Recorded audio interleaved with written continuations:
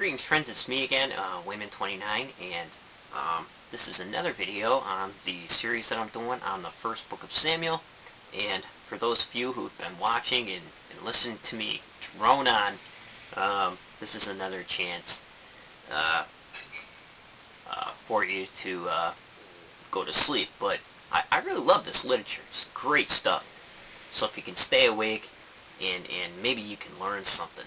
Because, as you know, both video makers on YouTube and commenters hold PhDs, just like everybody in prison is innocent. So, I sit in front of my bookshelf to appear smarter than I really am, but have no fear.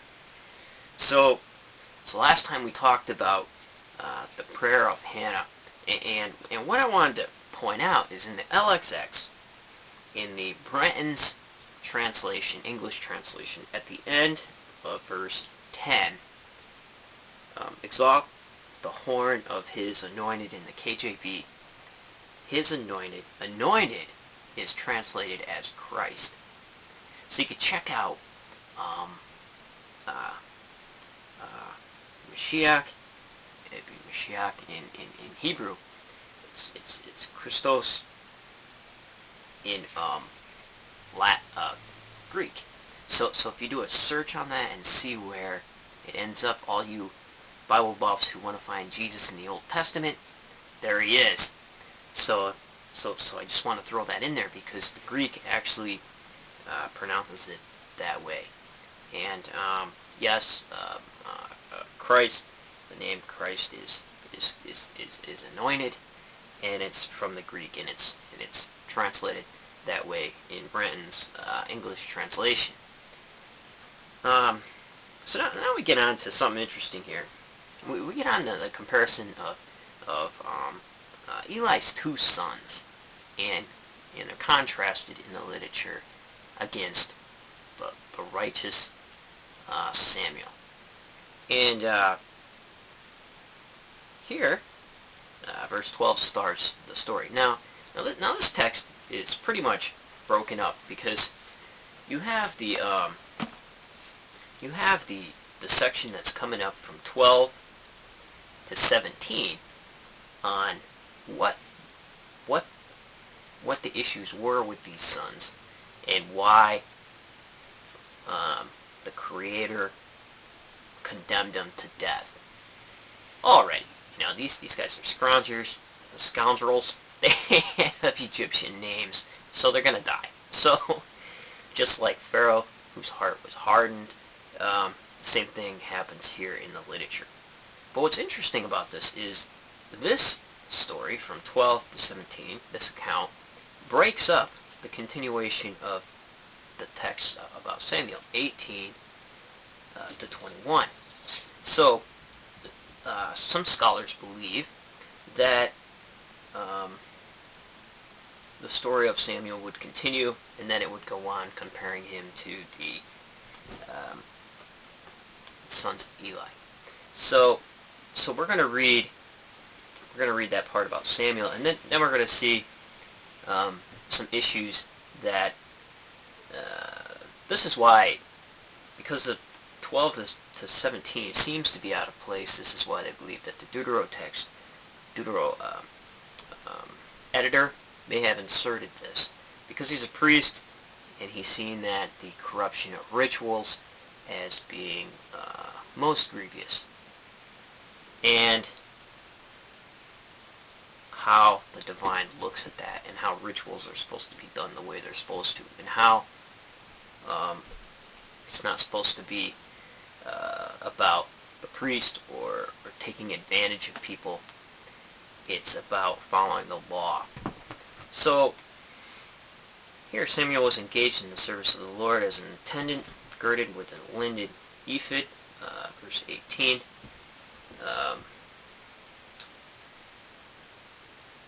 His mother would also make him a little robe and bring it every year when she made the pilgrimage. And Eli would bless Elkanah and his wife, say, "May the Lord grant you offspring by this woman in place of the loan she made to the Lord. On the different texts, different people say this. You can look that up compared to the KJV, the Vulgate, and the English LXX. For the Lord took note of Hannah, or for the Lord remembered Hannah. She conceived and bore 3 sons, 2 daughters, while Samuel meanwhile grew up in the service of the Lord. So if you take from verse 11, jump down to 18 to finish out the Samuel story, then you can start at verse 12. It's just another way of reading it. You don't have to. And the sons of Eli were scoundrels. Now the KJV uses the word, KJV here uses the word Belial, Belial, and this term ended up progressing into something being defined as sons of the wicked, or even devils. So as time progressed, this word, when it was used, got more and more serious, and the meaning of it changed dramatically. By the time you get to the Dead Sea Scrolls, it's used quite a bit in there, and but it carries a totally different connotation. So here we have what they were doing. What were they doing? They were taking advantage of people, and they were doing the rituals incorrectly, and they were profaning the sacrifice to God, which is a huge no-no. Now here in this text, it can be read 2 ways. It can be read what the custom was about sticking the fork in and pulling up the meat that boiled, and whatever was on the end of the fork is what the priest took. You can find that in Leviticus 7. But also what's strange is you can hear it complained about in Deuteronomy 18:3. So what this text is trying to get across, it probably follows the idea of Deuteronomy. However, Leviticus 7:34 talks about this as it was commonly practiced. And here, this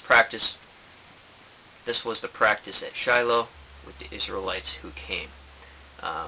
It just talks about when anyone brought a sacrifice, the priest boy would come along with a 3-pronged fork, and while the meat was boiling, he would thrust it into the cauldron, or the kettle, or the pot, or the small cooking pot, and whatever the fork brought up, the priest would take away on it. Now, what these scoundrels of Eli were doing, they would say, "Hand over meat to roast for the priest, for he won't accept boiled meat from you, only raw." And if the man said to him, "Let them first burn this into smoke, and then take as much as you want," he replied, "No, hand it over, or I will take it by force."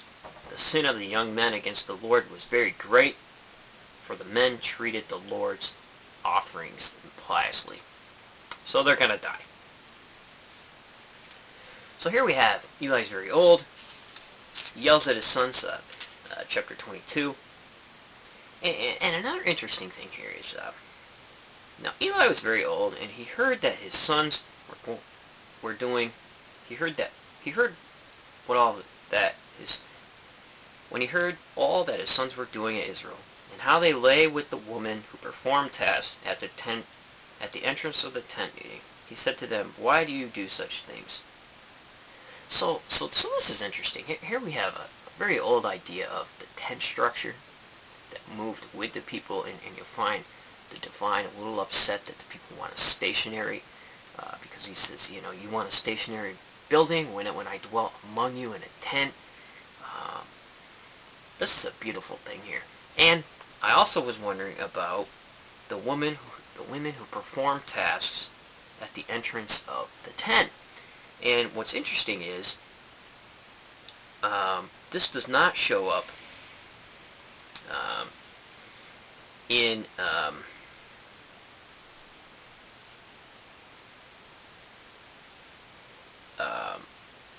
the Dead Sea Scrolls or the Septuagint, the LXX. So this is pretty interesting. We see the women there also at Exodus 29:42. So there's a bunch of possibilities for this. Maybe that women actually did jobs in the tent structure or at the temple as service, like Samuel.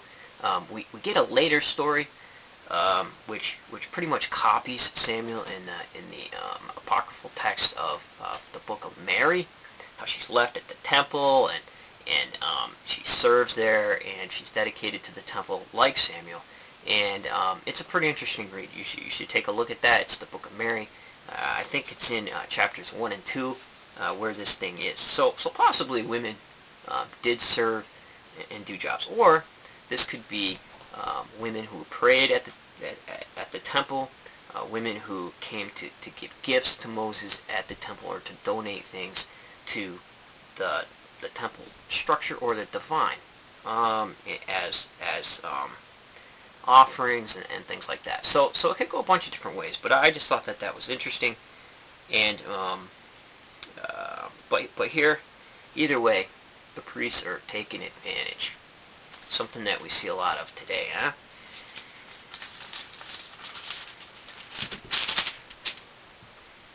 So Eli yells at him, "Don't, my sons. It is no favorable report I hear the people of the Lord spreading about. If man sins against a man, the Lord may pardon him. But if a man offends against God, who can obtain pardon for him?" So this is the idea, probably in the New Testament idea about sinning against the Holy Spirit. Maybe it has something to do with this here, because they could be pulling this right from the Old Testament. This verse right here: you offend God, who can obtain pardon? You offend man. So the offense against the divine is a much bigger offense than the offense against man. So to be forgiven, you can go to your brother. The Jewish view of repentance here is very beautiful, and you can do a whole study on that. And of course they ignore what Eli says, and we get verse 26. Young Samuel, meanwhile, grew in esteem and favor with both God and men. So here Samuel is brought up, the two sons, and the house of Eli is starting to come down. Now shows up a man of God came to Eli. Now this man of God, he shows up, I believe, in 2 Chronicles 25. And usually this was a way to start an oracle, where a message is sent. And possibly here, if you wanted to mark this up, this is probably another Deutero interjection here on this big, long, beautiful speech that this man of God gives. So you can see this prophecy against the house of Eli and the fate against his two sons, and how he will raise up a prophet who will right the wrongs and be pious and do the word of the Lord. So here, this is directed at Samuel. Some others may believe something else, but in this text, it refers to Samuel. So what we're going to do is take a look at some Dead Sea Scrolls that discuss Samuel and stories that were floating around out there, because just like stories of Abraham and the patriarchs, people wondered about this stuff, and they also made up tales and things to go along with the literature as Agata, maybe explaining the literature, explaining how things happen, just a little bit more commentaries on it. And a lot of these were found in the Dead Sea Scrolls. So here we have, this is out of a new translation, Dead Sea Scrolls, by Michael Wise, Edward Cook, and Martin Abegg. So here's an account of the story of Samuel. This would be 4Q160 for all you Dead Sea Scroll buffs out there. Take a look at Fragment 1, Fragments 3 to 5, and Fragment 7. Here it talks about God's judgment. Fragment 1, for I swear to the house of Eli that the iniquity of Eli's house shall not be expiated by sacrifice or offering forever. And Samuel heard the words of the Lord, and Samuel slept in Eli's presence. Then arose and opened the doors of the house of the Lord. Yet Samuel was afraid to relate the oracle to Eli. But Eli spoke to him, calling, Samuel, my son. Samuel answered, Here am I. Eli said, Please tell me about God's vision. Do not hide it from me. May the Lord curse you and more also if you hide anything from me of all that he told you. So Samuel told him everything, hid nothing from him. Now what's interesting here is in the Masoretic text is Eli's reply to all this. It's very beautiful and it's very calm. He knows he has it coming to him, and he accepts both good things and terrible things that come from the divine, which is very beautiful. And also fragments 3 to 5 here in 4Q160.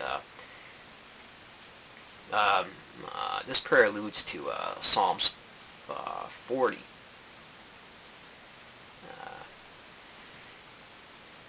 O Lord, please hear your servant.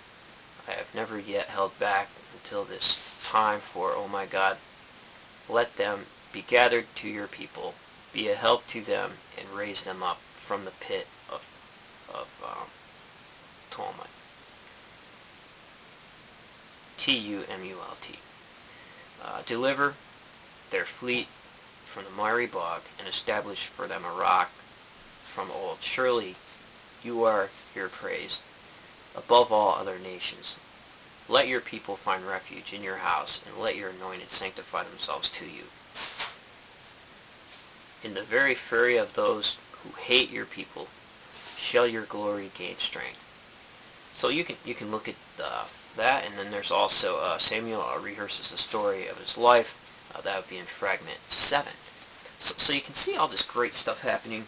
These stories are very dynamic, laced together, and lessons are interjected in different areas to link together this beautiful epic of Samuel. So next time we're going to look when the divine outright speaks to Samuel and he thinks it's Eli. So tune back in for that, those of you who are watching this. So take care, friends, and remember, if everybody's thinking alike, then somebody isn't thinking.